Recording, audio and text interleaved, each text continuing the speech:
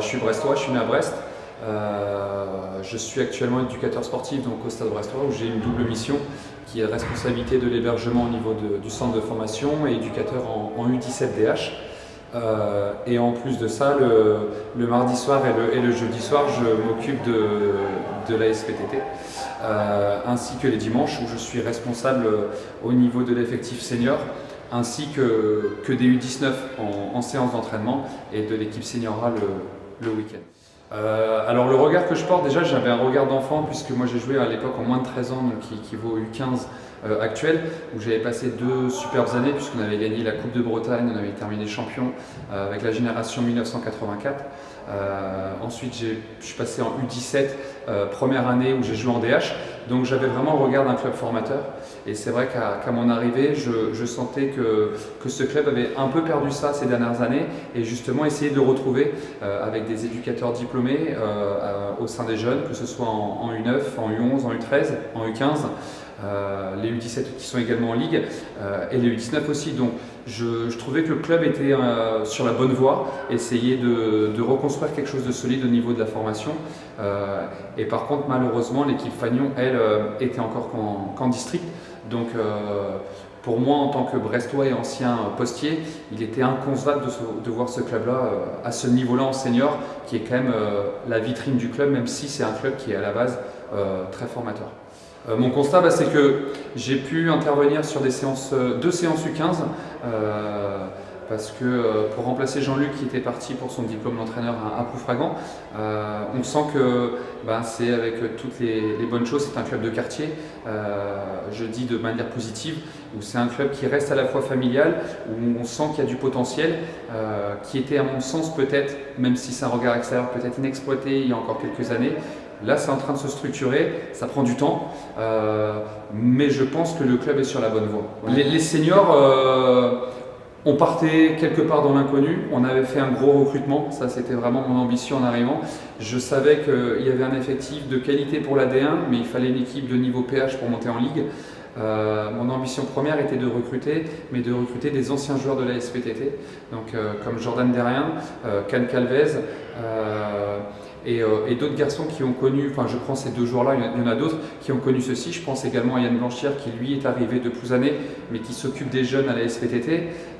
Il y avait également voilà, cette volonté, je dirais, de recruter des joueurs qui connaissent le club, qui avaient vécu des choses au club pour le faire remonter en ligue. Donc on s'est basé vraiment sur un recrutement intéressant, on s'y est attelé en juin et on a fait une très très grosse préparation en août où les joueurs étaient un petit peu surpris du volume d'entraînement, mais l'idée c'était vraiment d'avoir cet objectif de montée qu'on m'avait fixé et qu'on a essayé de mener à bien tout au long de la saison. Les temps forts, il y en a eu plusieurs. Déjà l'un pour moi des challenges qu'on a relevés, c'est qu'on est tombé face à une équipe, enfin on tombe parce qu'on est toujours en championnat face à une équipe de Landella qui a fait un parcours quasiment exceptionnel, quasiment sans faute, puisqu'après les matchs allés, ils n'avaient qu'un seul match nul pour 10 victoires, le match nul c'était contre nous. Donc nous on a toujours été derrière eux, on était un petit peu, je veux dire, dans une position de chasseur. Mais moi, un énorme moment, si je peux citer de la saison, pour ça que j'en citerai pour moi le gros temps fort, c'est notre victoire à Pau-d'Almézo, où on est mené, on est à 8 points du leader à ce moment-là, avec 2 matchs en retard, donc on était dans l'obligation de gagner. Et à ce moment-là, on perd 2-0. On revient à 2-1 à 5 minutes de la fin, on égalise à la 90e et on va chercher la victoire à la 95e. Donc on gagne le match 3-2. Il s'est passé quelque chose ce jour-là dans les vestiaires, que ce soit à la mi-temps, que ce soit à la fin du match. On a même fait le cri de guerre sur le terrain. Il y a eu une émulsion assez incroyable et c'est aussi pour ça que je fais ce métier, c'est qu'on connaît c'est une aventure humaine avant tout et là c'était vraiment quelque chose de magique qui s'est passé entre nous. Et le deuxième, bien évidemment, c'est la réception de Landella ici, en championnat, où il fallait gagner pour être premier, pour passer premier et quasiment assurer notre montée en PH. Et on l'a fait de belle manière parce qu'on a vraiment maîtrisé les débats de A à Z. Même si on gagne que 2-1, c'était vraiment un très très bon match de notre part. Et à mon sens, sur ce match-là, il n'y a pas eu photo. Donc c'était vraiment, on a senti que notre équipe a progressé.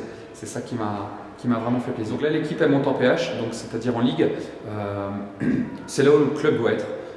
Concrètement parlant, donc c'est pas monter pour rester une année, c'est au contraire, il va falloir être ambitieux. L'équipe, on s'est donné les moyens d'avoir une équipe ambitieuse, Il y aura très peu de départs la saison prochaine, ça c'est une quasi-certitude. Il y aura du recrutement et le club se devra d'être ambitieux encore une fois.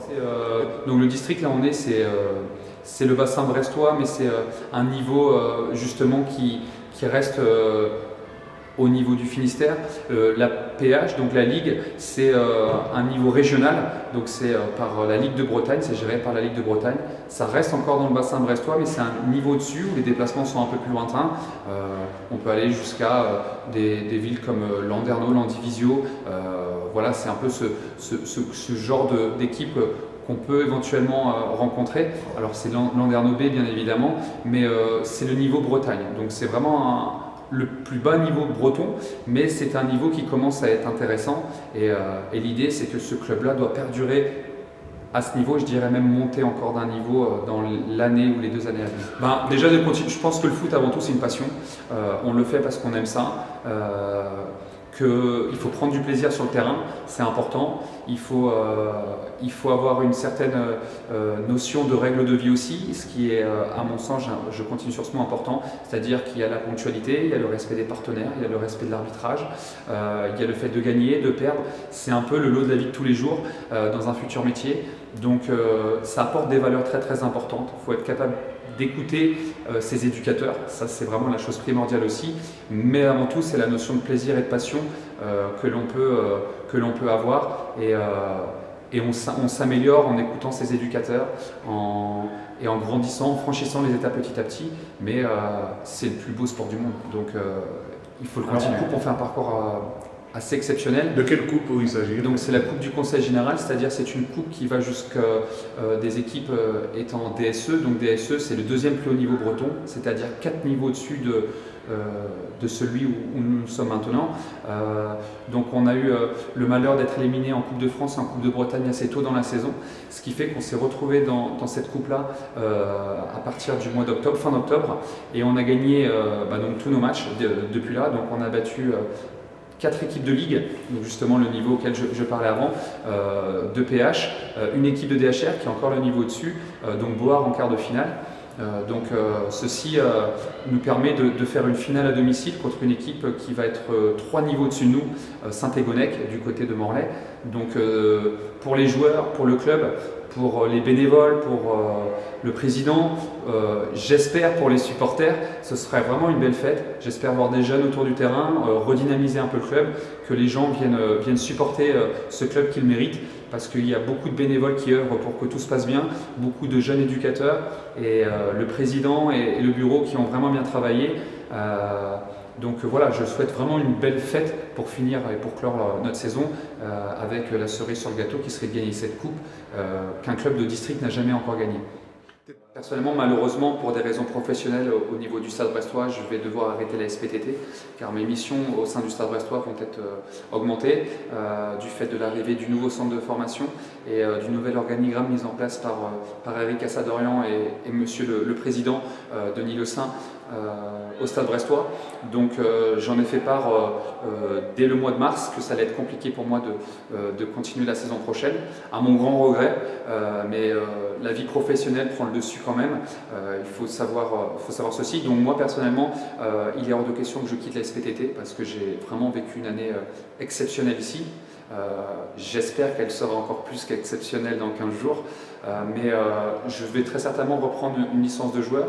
On s'attelle également à trouver un nouveau coach pour l'équipe première. Je travaille également sur le recrutement parce que je ne veux pas laisser le club comme ça. Donc on espère avoir 4-5 arrivées, pareil, avec un projet où c'est des anciens postiers qui reviendront ou des gens qui connaissent le club ou qui peuvent entrer dans la culture postière. Je souhaite déjà remercier les joueurs pour leur adhérence à l'entraînement. Quand on a 40 joueurs le jeudi, c'est vraiment énorme. Donc merci à tous les joueurs.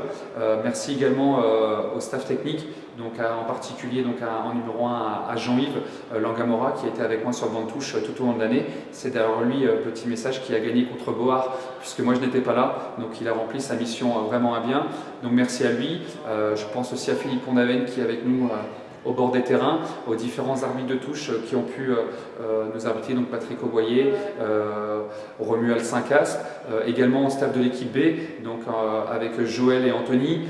Merci également au président, au bureau de m'avoir fait confiance. Et voilà pour tout ceci.